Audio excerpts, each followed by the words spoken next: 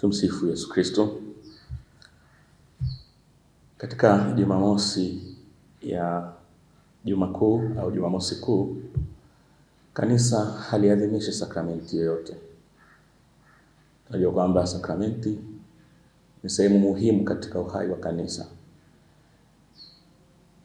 Tukimtafakari Bwana aliye kaburini, hatufanyi maadhimisho hayo.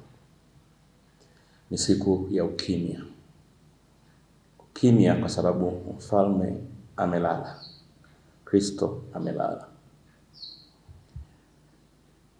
Lakini tuelewe, Jumamosi Kuu sio siku tu ya kukaa bila kufanya kitu, kusubiri tu kusherehekea katika kesha la Pasaka, bali kwa kweli Jumamosi Kuu ni kutafakari kazi kubwa ambayo Kristo aliifanya, na kazi mbovu ambayo mimi nimeifanya katika kuharibu, kazi inayoharibu kazi nzuri ya Yesu, kazi inayomuua Kristo. Kukaa pembeni na kumtazama Kristo aliye kaburini na kuangalia jinsi ambavyo nimeshiriki kumweka humo. Ni Jumamosi ya kumtazama Kristo kwa matumaini, kwamba hata katika giza nene bado matumaini yapo. Lakini kabla ya kuendelea na tafakari hii, tutazame kwanza nini hasa kilikuwa kinatokea kwa Kristo siku ile ya Jumamosi Kuu. Kristo kweli alikuwa kaburini, lakini tunajua Kristo kama sisi tulivyo alikuwa na roho. Na pale msalabani alisema, mikononi mwako Baba naiweka roho yangu. Kwa hiyo alirudi tu kwa Baba hivi hivi? Hapana.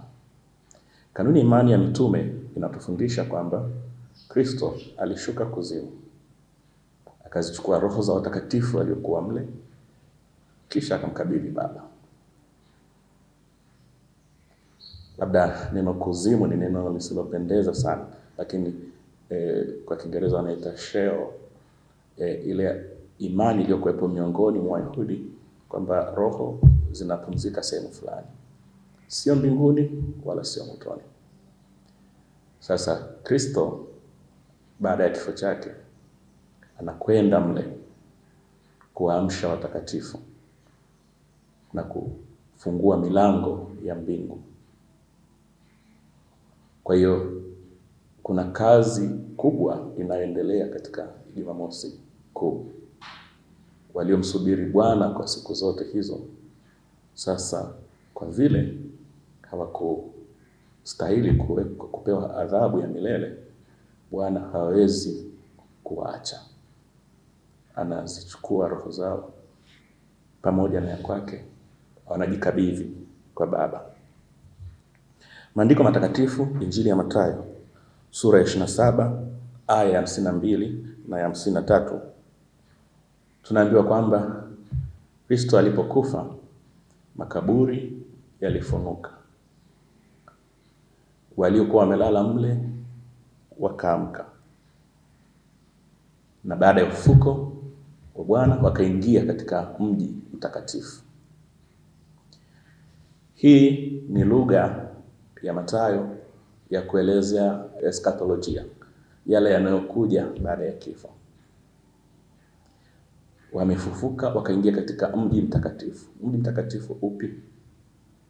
Ndicho hicho kanuni ya imani ya mitume inachokitaja, kwa Kristo alienda akawatoa kule alikokuwa, akawakabidhi wakaingia mbinguni. Kanuni ya mitume inaweza isiwe inasema hivyo moja kwa moja, lakini inatuelekeza kutafakari namna hiyo. Walau inatamka wazi kwamba alishuka kuzimu, alishuka Sheol. Sasa kwetu sisi inatuhusu nini? Katika hali yangu, katika hali zetu za maisha, ninaweza nisiwe mbinguni, ninaweza nisiwe motoni, naweza nisiwe mtakatifu sana, naweza nisiwe mdhambi sana, naweza nikawa vuguvugu. Ninamhitaji Kristo anitoe na aniweke katika sehemu inayofaa. Kwa katika Jumamosi Kuu hii ni mimi pia kumruhusu Kristo aje kwangu, anitoe katika hali ambayo hairidhishi, anielekeze namna ya kufika mbinguni. Kwa hiyo hii ni Jumamosi ya kusubiri kwa namna hiyo. Kusubiri kwa matumaini, kusubiri kwa kutafakari, kusubiri kwa kujiandaa. Kusubiri nikiwa natumaini kwamba hata katika giza totoro bado kuna uwezekano wa mwanga kutokea. Katika Jumamosi hii tungeweza kumfikiria Maria Magdalena na wenzake walivyokuwa wanaisubiri Jumamosi imalizike, Sabato imalizike, waende katika kaburi la Bwana wakampake mafuta. Kwa wengine wasio na matumaini, wasio na imani, yote yamekwisha. Kristo amekufa, ataoza kama wengine. Hakuna haja tena ya kuhangaika kwenda tena wakijiuliza jiwe nani atalitoa, wao ni wanawake. Lakini walikwenda wakijua kwamba hata katika nyuma ya giza nene sana bado Mungu anafanya kazi. Na sisi tuyatazame makaburi tulimojiingiza au walimoingia wale tunawapenda. Ni mwisho wa kila kitu? Hapana. Tuwe na matumaini. Tuwe na matumaini. Jiwe linalowaziba wale tunawapenda kwa katika makaburi ya matendo maovu yasiyofaa, Kristo ana nguvu ya kuondoa na kufanya marekebisho.